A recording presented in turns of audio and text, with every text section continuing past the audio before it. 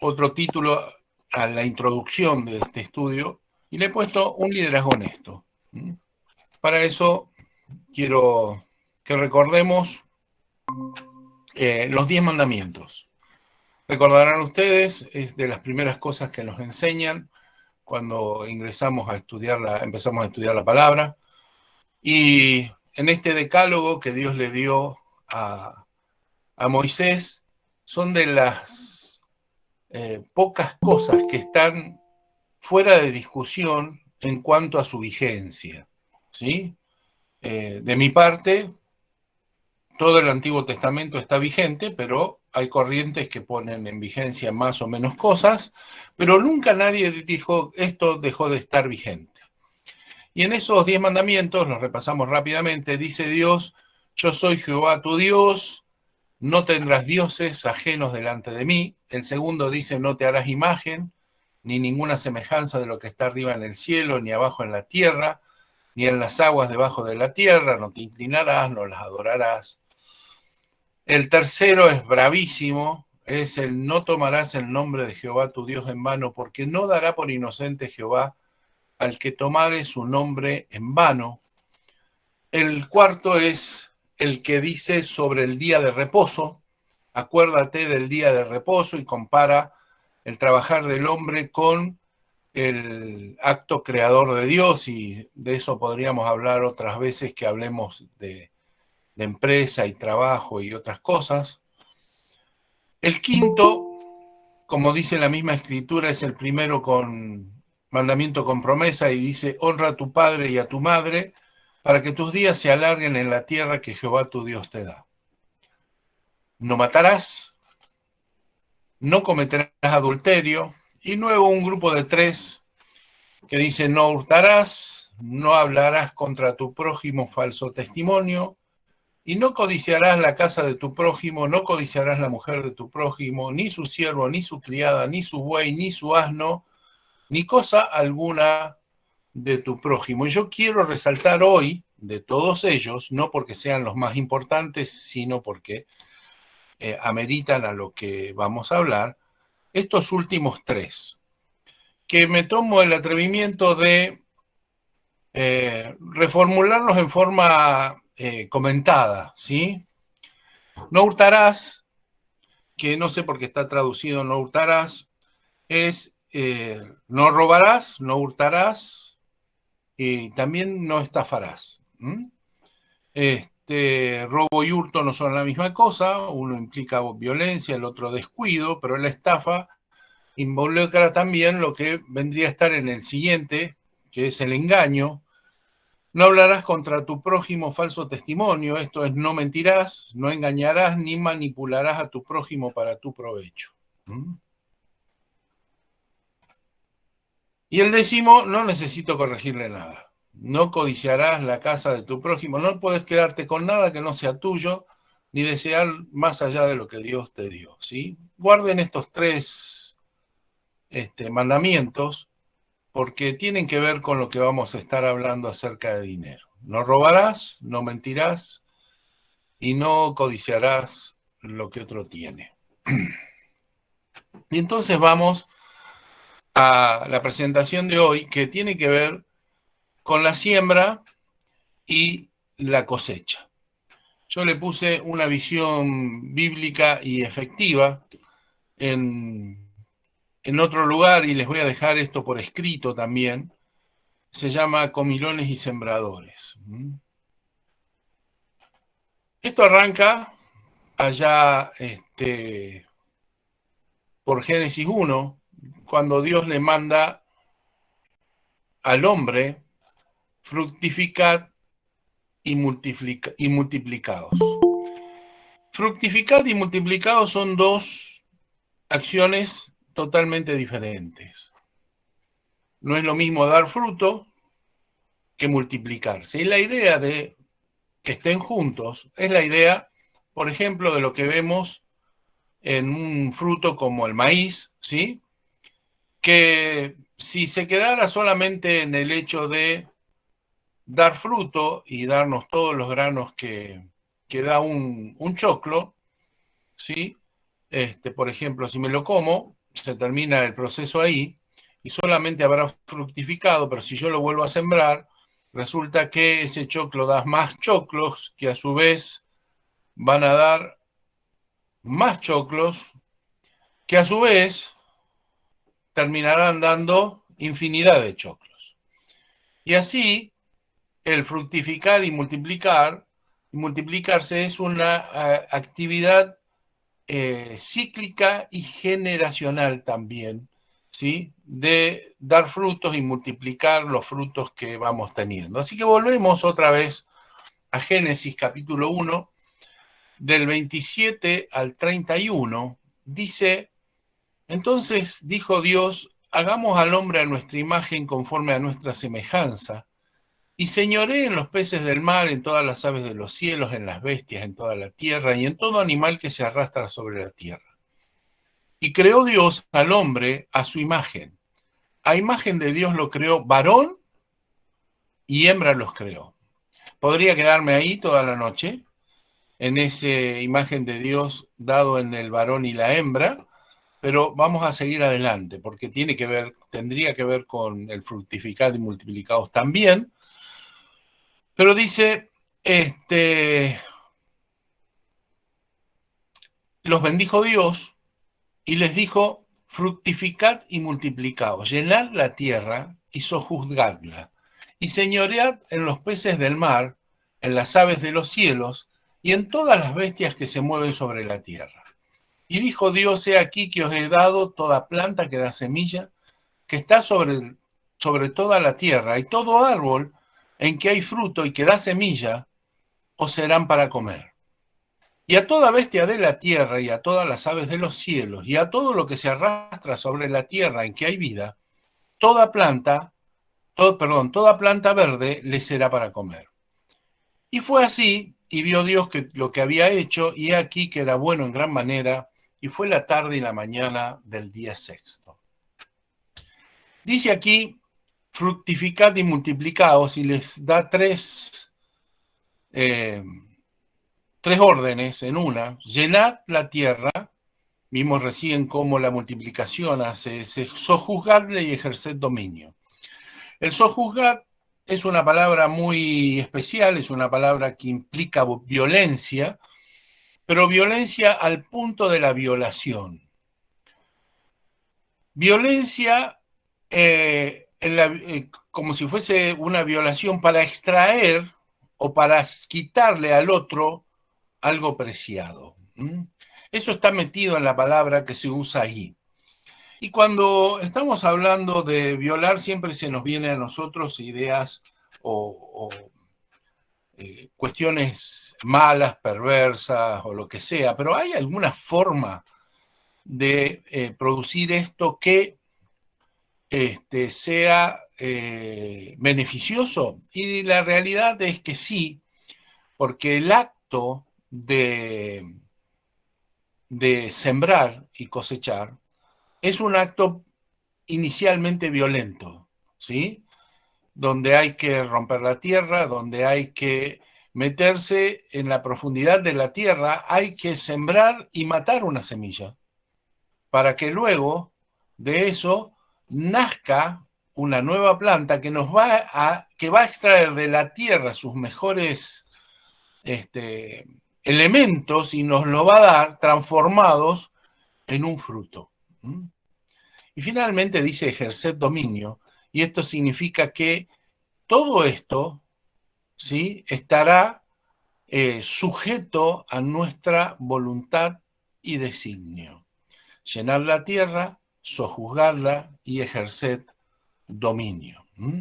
Ahora, luego dice, están los hombres y están las bestias, están los animales, y Dios describe lo que les da de comer. Y dice que a los hombres les dio todo árbol, toda planta verde que da fruto.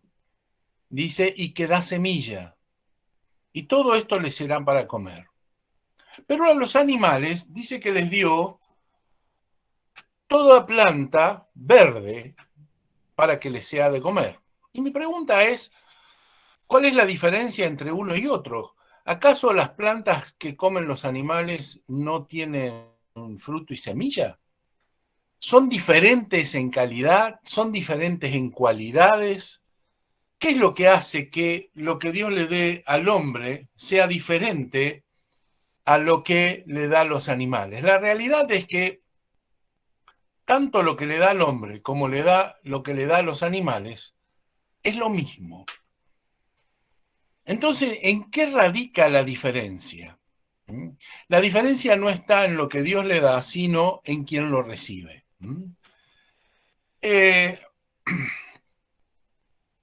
Tanto lo que le da al hombre como lo que le da al animal, por ejemplo, tienen frutos. Y en definitiva, el mismo fruto. El mismo fruto es visto por el hombre y es visto por los animales. Pero es la visión del hombre y la visión de los animales lo que hace que esto tenga gran diferencia. Cuando un animal ve el fruto, en realidad lo que ve es una fruta. Y lo único que intenta hacer es comer y comérsela, ¿sí? Y esto es lo que los animales hacen con los frutos. Que después haya un proceso natural, porque la naturaleza previó que se lleven la semilla para acá, para allá, para el otro lado, eso no está en discusión, pero no lo hacen a voluntad. Ellos no gobiernan ese proceso, lo único que hacen es comer. Ahora, cuando un hombre ve el mismo fruto, puede comérselo y puede ver una fruta y comérsela, pero también tiene la capacidad de ver que en ella hay semillas. Semillas que pueden ser sembradas y que pueden dar más fruto, ¿sí? Como Dios les pidió. En este propósito de fructificar y multiplicados está el proceso de siembra y cosecha en todos los órdenes, ¿sí? Y aquí el primer principio, la siembra y la cosecha son el principio fundamental de la provisión y prosperidad en el reino en todos los órdenes. Y la naturaleza responde correctamente solo bajo este proceso. Se nos ha hablado mucho de siembra y cosecha, pero yo quiero mostrártelo desde otro punto de vista más completo, ¿sí? Recuerden esto, ¿sí? En el propósito original estaba la siembra y cosecha metida en el medio. Ahora, la siembra y la cosecha no son un proceso tan sencillo como nos lo han enseñado. Usted tiene que sembrar, venga, mire qué cara de maceta que tengo, qué buena tierra que soy, siembra y vea qué bien me va. La siembra y la cosecha requieren de varios procesos o varias cosas a tener en mente. En primer lugar, necesitan de visión. Necesitan de un orden. No se puede hacer una cosa antes que la otra. Necesitan previsión. Necesitan trabajo, organización y planificación. Si todo esto no está, si alguna de estas cosas fallas, el resultado final puede ser un verdadero desastre.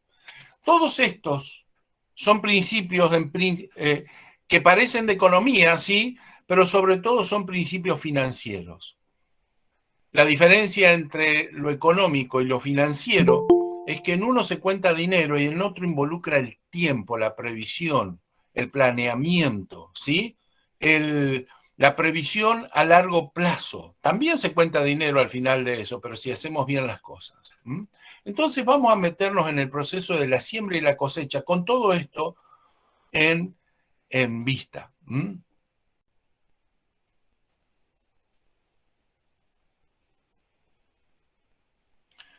Hay algunos principios generales que rigen la siembra y la cosecha. Y los vamos a ir viendo de a uno. En primer lugar, la semilla. En segundo lugar, la siembra. En tercer lugar, la cosecha. Y finalmente, el rédito, el por qué y para qué siembro. Cuando se nos habló de siembra y cosecha, parece que el único proceso que involucraba era el acto de sembrar. Pero no se nos enseñó a mirar la semilla, ni se nos enseñó a prever una cosecha, y menos a prever un rédito. El riesgo, sumado al desconocimiento, esta es una actividad de riesgo, sí, es una actividad de riesgo. Pero como toda actividad de riesgo, también es una actividad que puede dar gran provecho.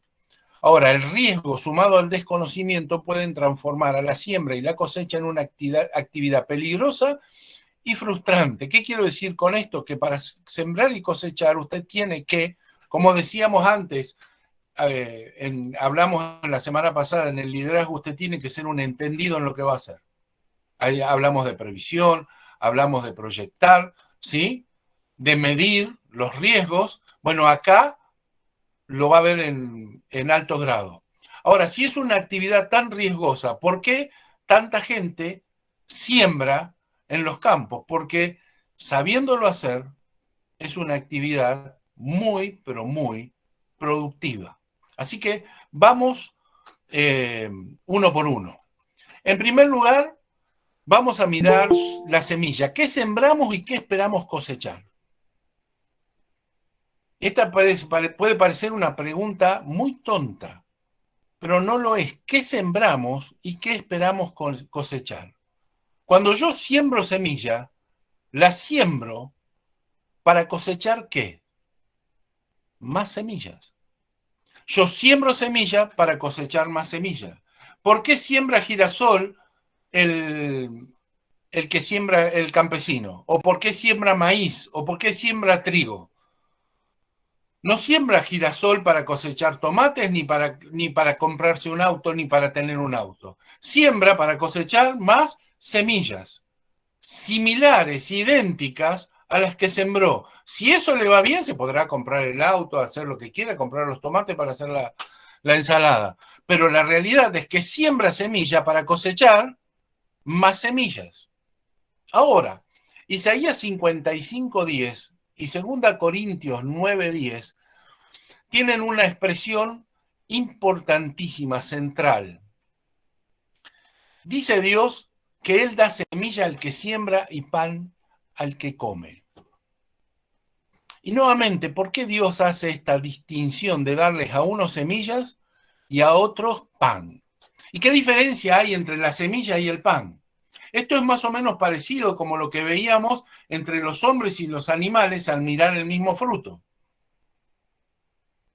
Esto no parte de Dios. Esto tiene que ver con la mentalidad del que recibe. Hay personas con mentalidad de sembradores y hay personas con mentalidad de comilones. Cuando Dios se encuentra con un sembrador, cuando un sembrador se encuentra frente a Dios que le va a dar, que le va a bendecir, y cuando ve que Dios saca la semilla y la va a moler para hacer harina y cocer un pan y entregárselo, salta y le dice, no, la mía no la muelas. A mí dame la semilla como está, que yo me arreglo. Una parte sembraré, otra parte moleré para no morirme de hambre, pero haré que esto produzca para que me dé más semillas, para no solo tener más, poder hacer más pan, sino para poder comerciar, venderla y poder crecer y multiplicar lo que me des. Si hay alguien con mentalidad de sembrador, Dios le pondrá semilla en su mano, pero si hay alguien con mentalidad de comilón, ¿para qué le va a poner la semilla en la mano? No va a saber qué hacer con ella. Así que es lo que hace Dios. Muele la semilla, hace harina, lo cocina y se lo entrega. Una vez que alguien recibe el pan como pan, no puede hacer otra cosa que comerlo, porque no se puede enterrar el pan para que dé como resultado brote y dé más panes. Hay que ir al proceso anterior, hay que cambiar de mentalidad, ¿sí? Si usted tiene mentalidad de comilón, Dios le dará la comida hecha, pero no espere prosperar con esto. Usted lo único que va a engordar es su panza, ¿sí? Ahora, si usted tiene mentalidad de sembrador, pasará por momentos más angustiantes, menos angustiantes, entrará en un proceso de riesgo, pero con gran ganancia al final. Ahora fíjese, porque Dios no dice solo esto, dice también Y me pregunto yo, ¿en qué estaba pensando Dios cuando dice, dad y se os dará? Medida buena, apretada, remecida y rebosante darán en vuestros regazos. Está hablando de un principio que vamos a ver, que tiene que ver con la generosidad. Pero cuando Dios piensa en devolver una bendición, fíjese, ¿estará pensando, por ejemplo, en una medida buena de pan? Puede ser, pero imagínense, cuando yo voy a la panadería y me dicen, ¿se lo puedo doblar y quebrar? Yo le digo que no. No sé usted, pero a mí no me gusta que lo doblen, lo aprieten, ¿sí? En la bolsa. ¿Es posible remecer el pan? No. ¿En qué estará pensando Dios cuando dice medida buena, apretada, remecida y rebosando? Fíjese cuando usted mete semillas en por ejemplo, el arroz o los porotos, ¿sí? En un vaso de vidrio, en un frasco, ¿sí? Usted lo llena hasta el final y siempre queda un pedacito más, un poquito más en el paquete. ¿Qué hacemos para que pueda entrar? ¿Sí? Lo empezamos a golpear, ¿sí? Y hacemos que esa medida, que es la misma cantidad, empiece a apretarse, ¿sí? Buena, apretada. ¿Remecida qué es? Remecida es cuando la semilla se tira al viento y hace que la paja se vuelque. Pero no solo es medida buena, apretada, que entre lo más posible, sin cascarita, sin nada, sin tierra, dice, y rebosando darán en vuestro regazo. ¿Qué es lo que Dios estaba pensando darle a aquel que tiene la capacidad de la generosidad? Dad y se os dará medida buena, apretada, remecida y rebosando.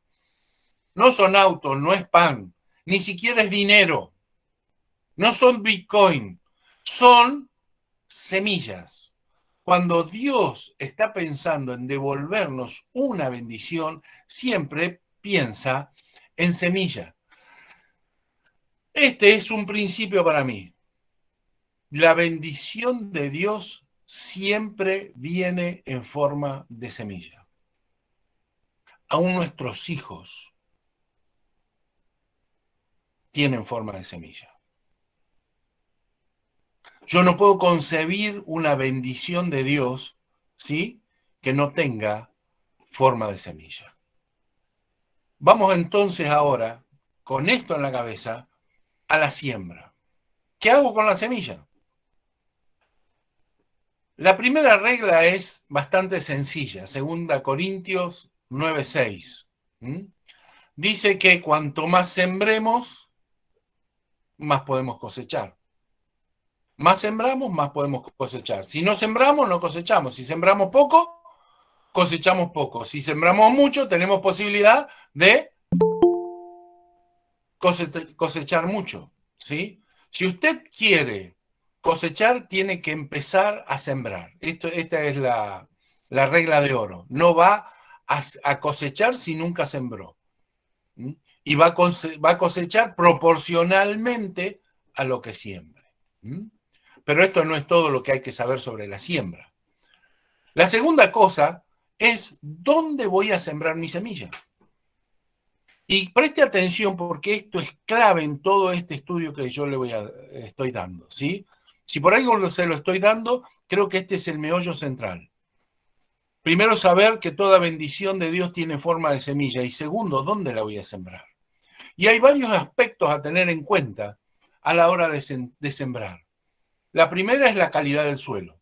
No lo puedo sembrar en cualquier lugar. Usted vio la parábola del sembrador, que no tiene nada que ver con esto porque era la parábola donde la semilla es la palabra de Dios.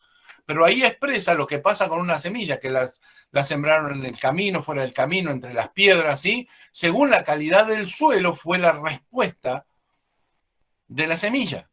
El resultado de la semilla, la calidad del suelo es importante. Segundo, la ubicación. La pampa húmeda tiene la capacidad, o la cualidad, perdón, de ser plana. pero la pampa de la provincia de Buenos Aires no tiene esa capacidad. En la provincia de Buenos Aires ya hay más lomas. Y no es lo mismo un terreno en la loma que en el valle, ¿sí? No tiene, porque tiene que ver con el viento que recibe, porque tiene que ver con el escurrimiento del agua, ¿sí? La ubicación, ¿sí? No es lo mismo un terreno en la pampa húmeda que en Santiago del Estero. ¿Mm? Por más que tenga la misma extensión, todo lo que quiera, la ubicación del terreno, de mi suelo, es importante. La calidad, la ubicación, no es lo mismo, perdón, un buen suelo en Mendoza que un buen suelo en La Pampa. ¿Por qué? Porque los dos son muy buenos, pero para cosas distintas. Entonces, saber la ubicación y la calidad, ¿sí? Me van a definir qué voy a sembrar. En tercer lugar, la propiedad del suelo. Y esto no es menor. Y yo distingo tres tipos de campos o de propiedad en cuanto a la propiedad. El primer lugar es el campo de Dios. El segundo lugar es el campo ajeno y en tercer lugar el campo propio.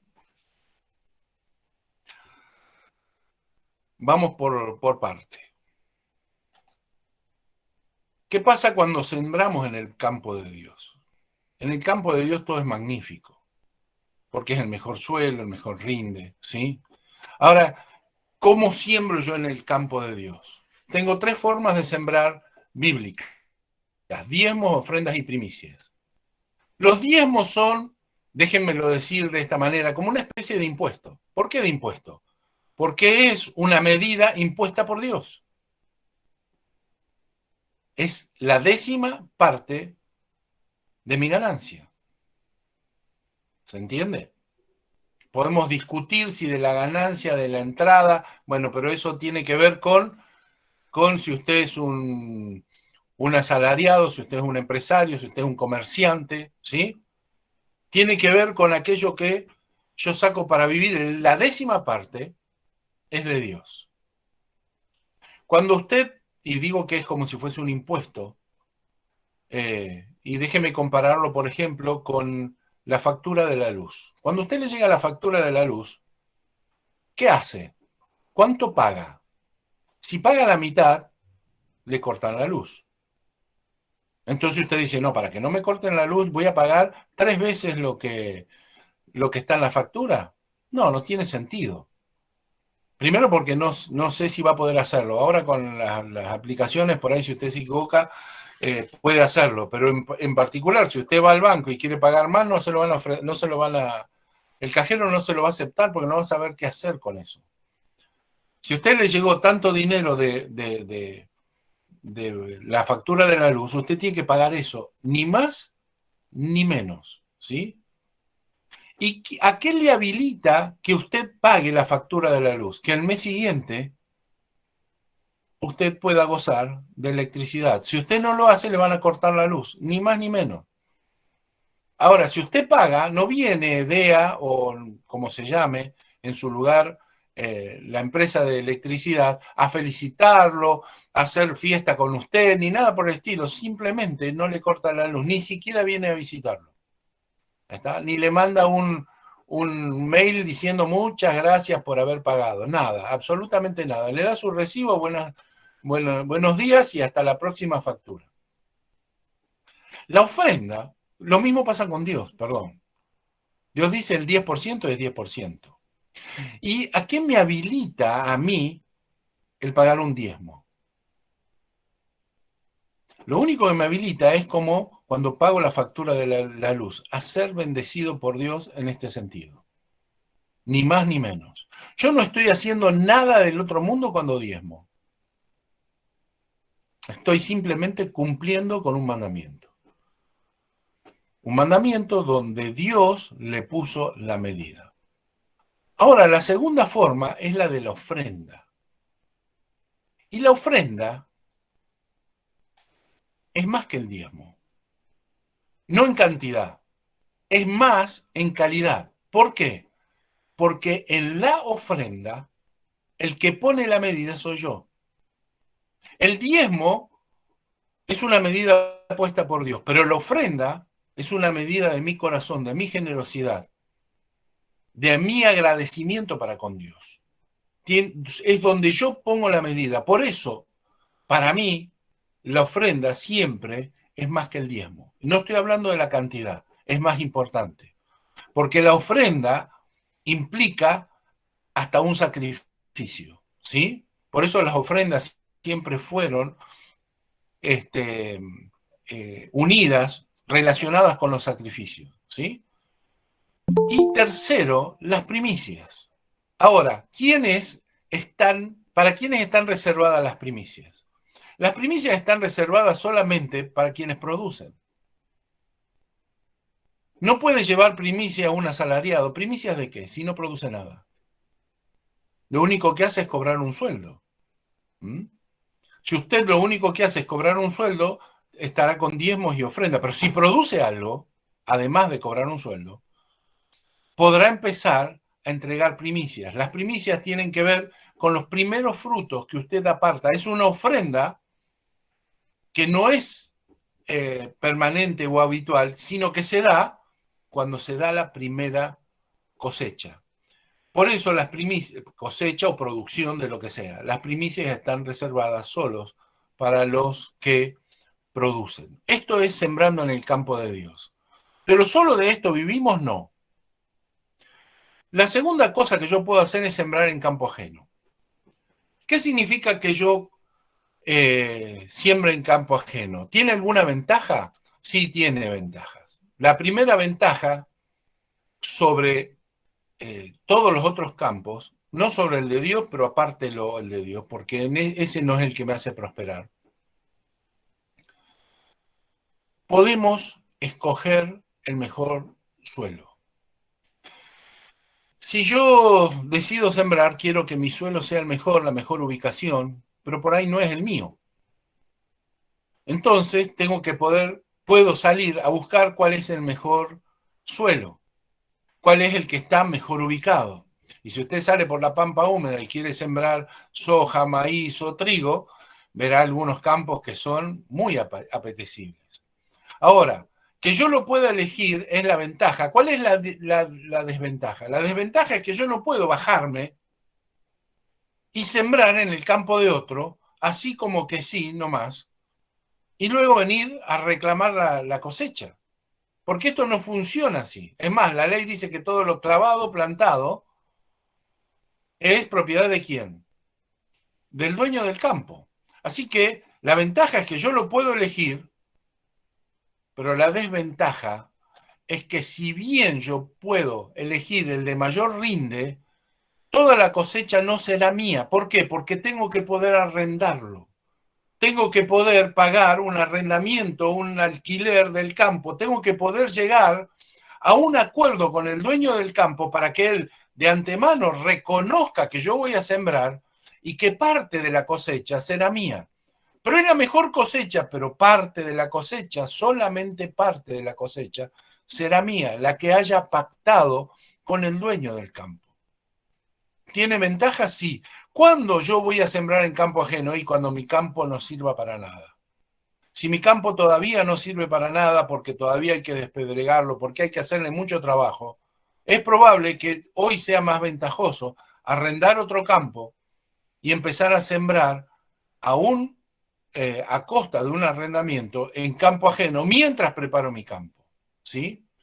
No se puede pretender cosechar en campo ajeno, y esto es clave, ¿sí? Si no hubo un pacto al momento de la siembra. Ahora vuélvase a los púlpitos donde se predica sobre la siembra.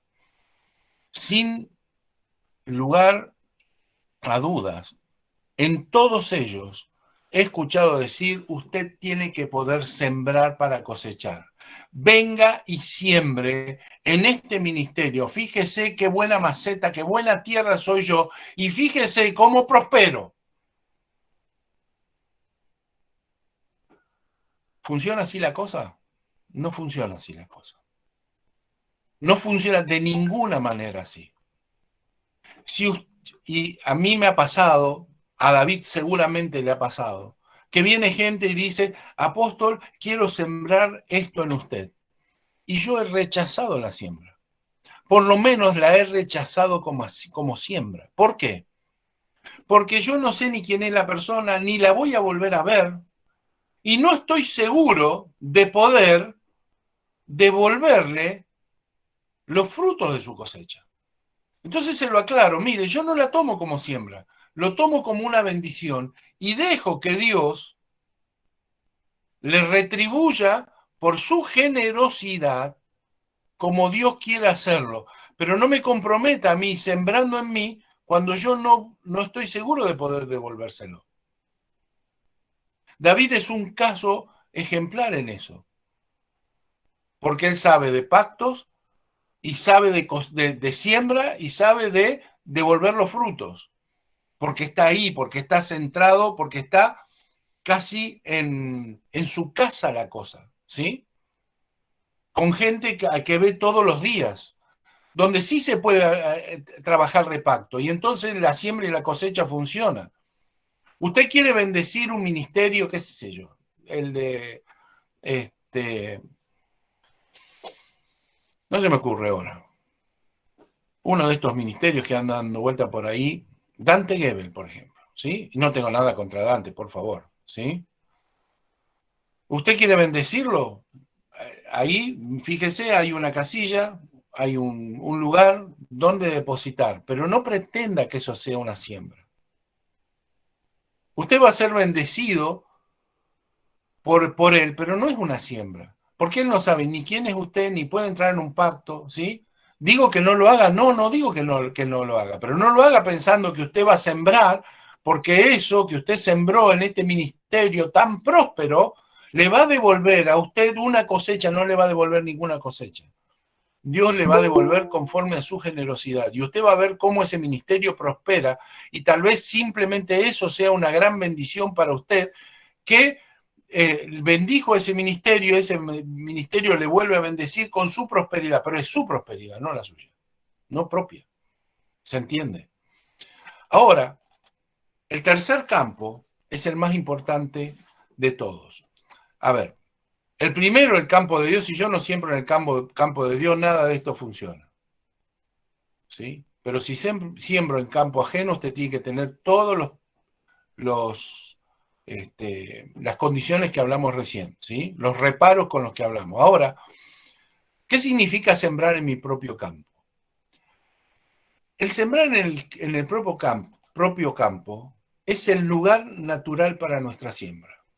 Fíjese que yo recién le hablé de la parábola del sembrador, pero no es la única parábola donde se habla de semilla y siembra y cosecha. Y yo diría que es la única que no nos sirve porque esa tiene que ver con la palabra de Dios. No habla de otro proceso, más que el de la palabra de Dios.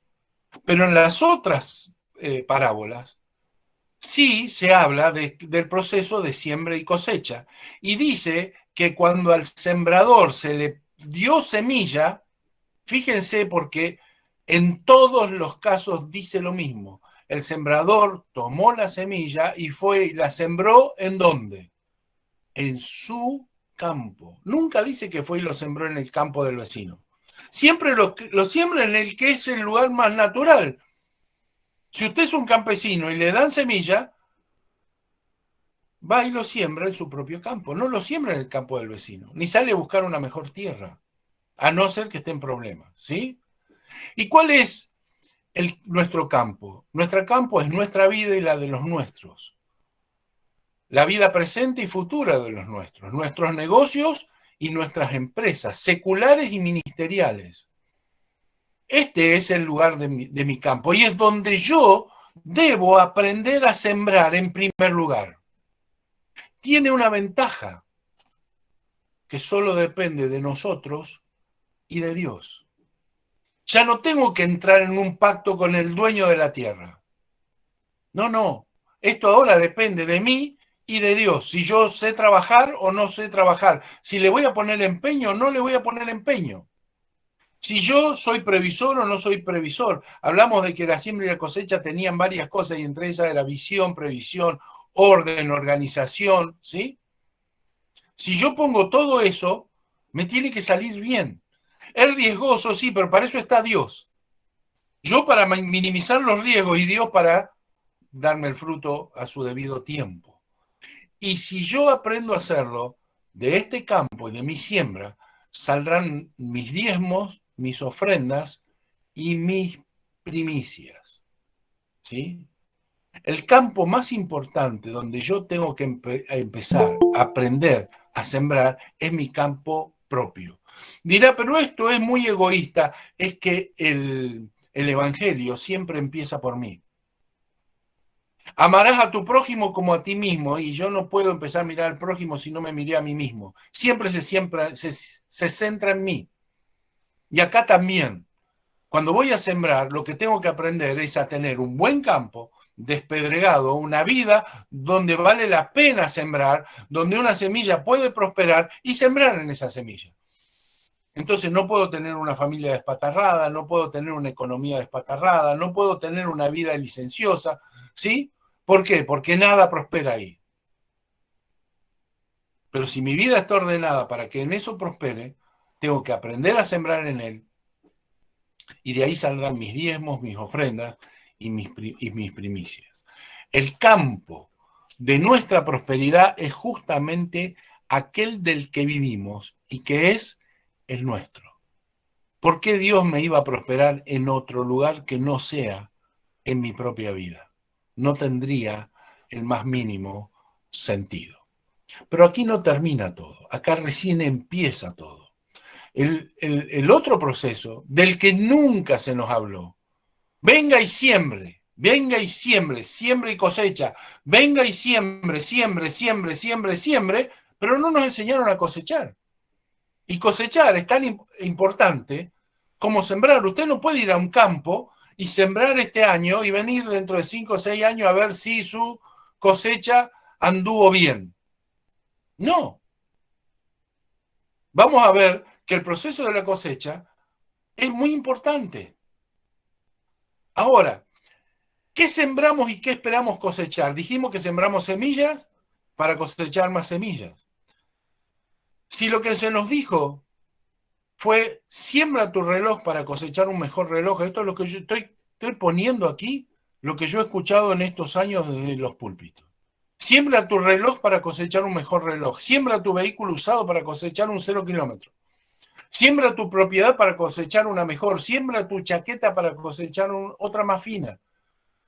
Escuché financiar todo un congreso alrededor de este último ejemplo. Sembré mi chaqueta y Dios me dio una Christian Dior o no sé qué sería. Y todos los que estaban ahí, ¿sí? Pusieron dinero y se financió todo un congreso alrededor de eso. ¿Está mal financiar un congreso? No, pero eso no es cierto. Porque si esto fuese siembra y cosecha, ¿sí? Si esto fuese así, el agricultor sembraría un grano de maíz para cosechar otro mejor. Y entonces tendría un grano de maíz de medio kilo. ¿Y qué hace con un grano de maíz de medio kilo? Nada, porque no es un engendro.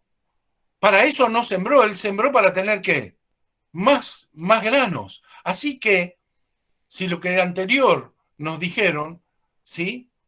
Tendría que cumplirse lo que dice el Señor. Parte de la semilla cayó en buena tierra y dio fruta, ¿de qué manera? Cual a 100, cual a 60 y cual a 30 por uno. Nunca es uno por uno más grande. Nunca es una semilla por una semilla mejor. Siempre es multiplicándose, como lo vimos al principio con el ejemplo del choclo, del maíz. Si es siembra, siembra tu reloj para cosechar una relojería. Siembra tu vehículo usado para cosechar una concesionaria. Siembra tu propiedad para cosechar una empresa inmobiliaria. Siembra tu chaqueta para cosechar una tienda. Es que lo otro no funciona, sí funciona, pero no es siembra y cosecha. La siembra y cosecha funciona bajo este principio. el de multiplicación, fructificación y multiplicación. Ahí empezamos. Son dos principios, ambos vigentes: la siembra y la cosecha, y la generosidad. Más bienaventurado es dar que recibir. Yo puedo, por mi generosidad, dar una chaqueta y Dios me va a devolver una mejor chaqueta, si lo cree oportuno. Puedo entregar mi auto y Dios recompensarme con otro mejor. Pero eso es por un principio de generosidad. Pero la siembra y la cosecha son otra cosa distinta. Les decía recién, usted no puede sembrar hoy y venir dentro de 2 o 3 años a buscar su cosecha, porque esto no funciona así. El tiempo de la cosecha es importante. Tanto la siembra como la cosecha son estacionales. Usted no puede sembrar en cualquier tiempo ni puede cosechar en cualquier momento. Son estacionales. Entonces, deme 10 minutos más, porque lo quiero llevar a la práctica. Y esto surgió, la práctica surgió de un pedido que me hizo una vez Raúl Ávila, el apóstol Raúl Ávila, para poder poner en lecciones lo que él había leído en un libro que se llama Padre Rico y Padre Pobre, un libro que me bendijo, ¿sí? No es la Biblia, no tiene nada que ver con eso, pero aprendí algunos principios sencillos de ello. El primero es qué es un activo, un pasivo, ingresos y egresos, cosa que nunca había aprendido. Había llegado a escribir programas de administración sin entender que era un activo y un pasivo. Pero este señor dice, se llama Kiyosaki, dice muy sencillo: el activo presente en toda economía es todo aquello que pone dinero en tu bolsillo. Son todas aquellas cosas que vos tenés que producen una ganancia para vos. El pasivo, por otro lugar, es todo lo que saca dinero de tu bolsillo. Acá siempre hago la misma aclaración, parece un chiste, pero las esposas y los hijos no entran en lo del pasivo, ¿sí? Pasa por otro lugar. Pero el pasivo son aquellas cosas que hacen que nuestro dinero se vaya. Son las obligaciones, por ejemplo. Las obligaciones, los créditos, los lujos. Todas esas cosas que requieren un egreso permanente en mi economía. Ahora, vamos a llevarlo esto a 3 tipos de economías. La primera economía es la de la persona pobre. Y este señor habla de pobres y ricos. Yo voy a mantener su terminología, parece un poco antipática, pero es entendible. ¿Cómo funciona esto en la economía de una persona pobre? Luego de que hagamos este ejercicio, usted tendrá que ponerse en alguno de los 3 casos que vamos a ver. Vamos a ver los pobres, la clase media y los ricos. Y usted me dirá dónde está. Una de las cosas interesantes que hace este señor es medir la riqueza en tiempo, la riqueza económica en tiempo. Dice, yo no mido por los millones que tengo, sino por el tiempo que yo puedo vivir sin trabajar con esos millones. Y dice, yo soy infinitamente rico, porque yo tengo un sistema que trabaja para mí, aunque yo no trabaje. Y yo puedo vivir sin trabajar hasta que me muera, y mis generaciones pueden vivir sin trabajar hasta que se mueran, porque he armado un sistema infinitamente rico. No soy el más rico del mundo, pero soy infinitamente rico. Y dice, en cambio, la clase media es rica por muy poco. Si deja de trabajar, puede vivir 1 mes, 2 meses. Dice, los mejores 6 meses. Pero necesitan volver a trabajar, porque si no, necesitan volver a producir, porque si no, no pueden vivir. Y es muy interesante pensarlo de esa manera. Pero veamos primero el caso de la persona pobre. En la persona pobre, lo que desaparecen son el activo y el pasivo. El pobre no sabe de activo y pasivo, solo sabe de ingresos y egresos. Y su flujo de dinero es todo lo que ingresa, sale. Cobro, compro, como, se fue. ¿Sí? Cobro, como, compro, perdón, cobro, compro y se fue. ¿Mm? Así es la economía de una persona con mentalidad pobre. No importa que gane mucho, que cobre mucho, todo lo que cobra se lo gasta. Esa mentalidad es la mentalidad de una persona pobre.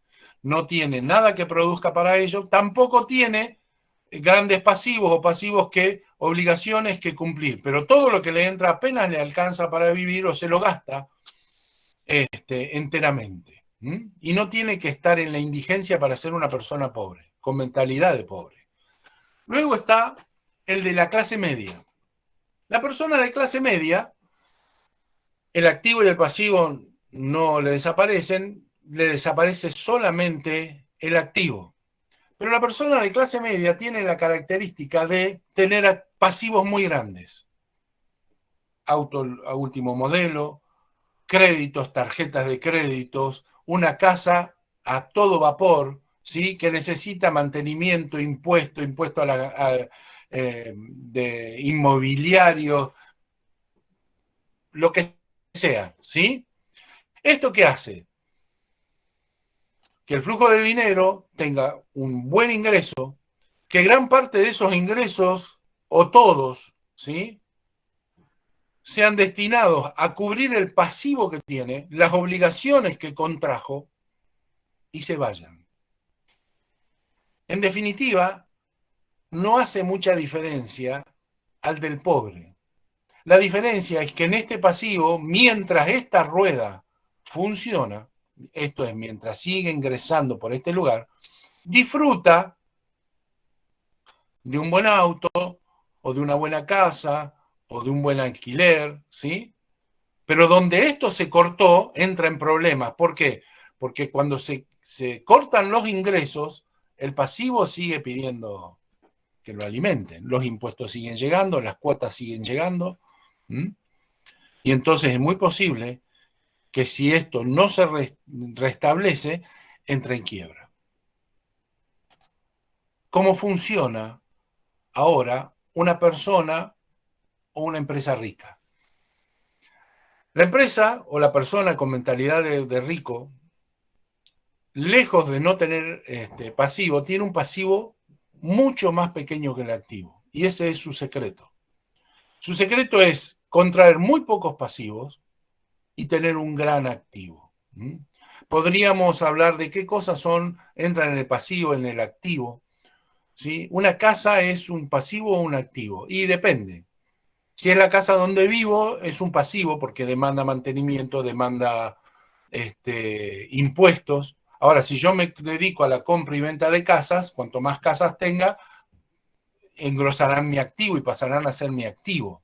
Lo mismo pasa con los autos. Si yo tengo un auto, que es con el que yo salgo a pasear, es un pasivo. Si es el auto que uso para trabajar, será un activo. Si yo tengo una compra-venta de autos, también será un activo. Ahora, el punto es que el activo en la persona rica siempre es mucho mayor que el pasivo. Lo que él dice, usted para tener lujos, usted tiene que tener un activo mucho mayor que lo sostenga. ¿Por qué? Porque ese activo que usted tiene será alimentado por sus ingresos. Él lo que hace es, lo que ingresa lo mete en activos. Y luego, esos activos, por ser activos, le dan más ingresos, que a su vez vuelve a meter en sus activos, que a su vez le van a dar más ingresos. Y esto es un círculo virtuoso que se retroalimenta y va creciendo. Por supuesto que tiene pasivos, sí, pero ¿qué es lo que esta persona entendió? ¿Qué es lo que el rico comprendió? ¿Qué es lo que está haciendo en esto de que lo que ingresa lo pongo en el activo para que luego me dé más ingresos que vuelvo a poner en el activo? aprendió a sembrar en su propio campo. Y esa es la clave. Siembra en su propio campo. Estamos hablando de dinero, estamos hablando de dinero. De ahí salen todos sus gastos. En un creyente saldrán sus diezmos, sus ofrendas, sus primicias y su bienestar y lujos. Si sabe hacer bien esto primero. Y podrá sembrar en el campo de Dios y poder darse el lujo de sembrar en otros campos para poder diversificar, ¿sí? Y finalmente, la semana pasada les contaba acerca de la siembra generacional, ¿sí? Yo encontré esta etiqueta de la Villa Castellano, ¿sí? Que ilustra lo que les contaba el otro día. Un viñedo con olivares cada tanto. Este señor vive de sus viñedos, pero sus generaciones vivirán de los olivos, que son mucho más rendidores económicamente. Y cuando estos olivos estén en condición de sostener a la próxima generación, dejarán de tener viñedos y plantarán más olivares para la siguiente generación. Esta es la práctica de la siembra generacional.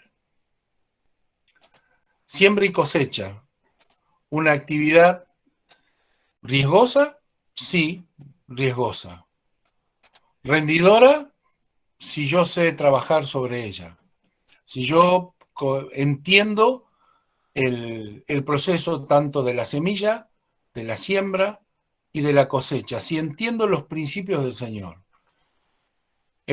Podría en otro momento hablar de empresas, la empresa natural, la empresa familiar, la empresa de parte de Dios.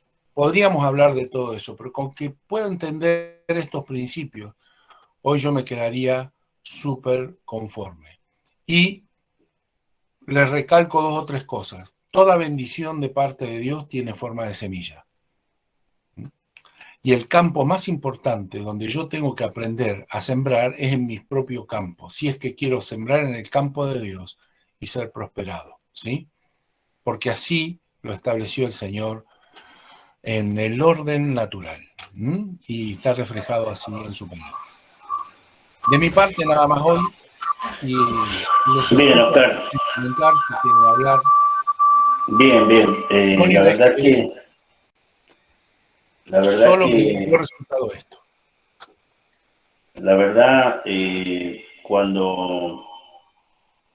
cuando estábamos hace un tiempo, para reforzar esto que te estaba diciendo, para nuestra gente debe ser una satisfacción escuchar esto, una bendición muy grande para nuestra gente, digo, para la gente que está, usted en tu entorno.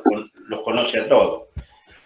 Porque hace el 23 de diciembre del año pasado, nosotros hicimos la reunión que hacemos normalmente todos los años, hablando de estas cosas, y decíamos que si tengo una maceta, necesito una semilla. Pero luego, cuando yo siembre esa semilla, tomábamos como ejemplo la semilla de trigo. Cuando esa planta de trigo produzca las espigas que produce una planta de trigo, que son alrededor entre 350 y 450 granos, que es una cosa normal, yo voy a necesitar 450 macetas, porque Dios no me va a dejar, o voy a necesitar por lo menos 200 macetas para comerme una parte, comer de lo que cosecho, pero lo demás sembrarlo para tener más y más cosecha. Y realmente interesante para nosotros, muy interesante, porque... ¿Por qué? Porque refuerza lo que venimos enseñando hace tantos años con respecto a la siembra y la cosecha. Todo está en una semilla, todo está a ver, usted ha sido testigo de eso, lo que usted decía. Si usted quiere un auto nuevo, levante la llave, y el tipo no sabe cómo hacer para pagar la patente del usado que tiene, y de pronto después el nuevo se le hace más difícil. O sea que yo creo que lo importante es preparar a la gente, preparar a los hombres y a las mujeres de Dios, prepararlos con el conocimiento que estamos haciendo para que sí luego podamos tener lo que usted decía, una buena cosecha para poder tener un buen activo en nuestra vida espiritual también. Gracias. Yo quería agregar esto nada más porque tenía ganas de decirlo y listo, que tanto. Está bien, porque quiero y puedo, dice mi hijo. Amén, Dios le bendiga. No sé, alguien más que quiera expresarse. Les cuento que, bueno, lo que se grabó, mañana van a tener el link, pero también les voy a dejar esto por escrito, porque lo tengo escrito de hace muchos años, así que les voy a dejar en un PDF con esto escrito.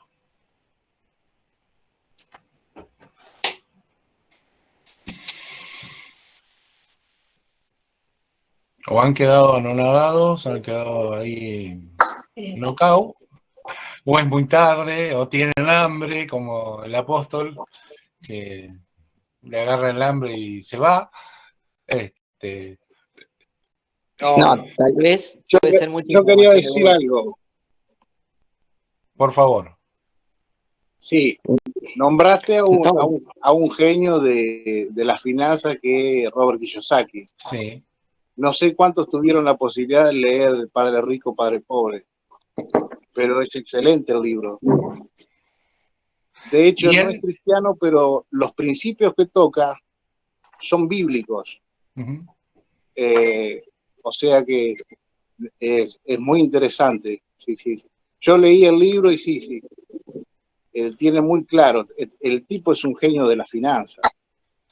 ¿Recordás cómo termina el libro? Él dice, si yo tuviera que recalcarle algo para que usted después de leer este libro le quede solo una sola cosa, le diría que la ley de la reciprocidad, llama él, funciona.